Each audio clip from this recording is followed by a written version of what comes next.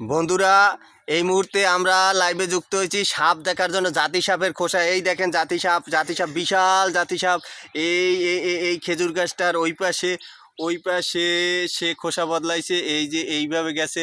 এই দেখেন, এই কত ওদের ভিতর মনে হয় এখনো আছে ওদের ভিতর। ওই যে শব্দ করে, মনে হয় শব্দ করে ফোঁস শব্দ করতে আছে।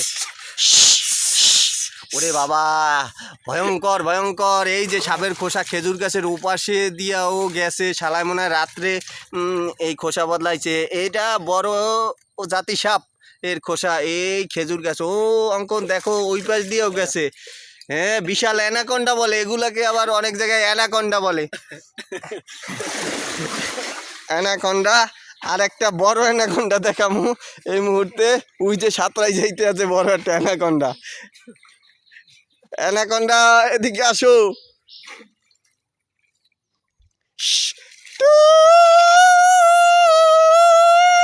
এই যে অ্যানাকন্ডা আইতে আছে শব্দ করতে করতে, ওই যে ফোঁস করতে করতে। কই অ্যানাকন্ডার মাথাটা দেখা যাচ্ছে না।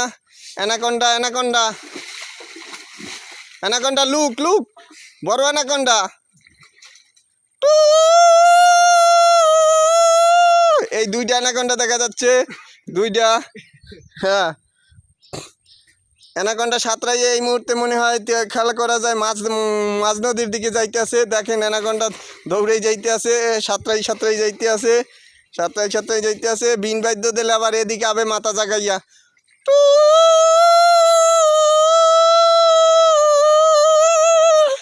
বিনের বাদ্য চললেইতে আছে।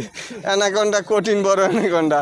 এটা আসলে অ্যানাকন্ডা না, এটা আমাদের একটা ছোট ভাই। কিন্তু প্রথমে কিন্তু ভয়ঙ্কর জিনিস দেখাইছি, আপনারা আবার চ্যাংরামি ভাববেন না।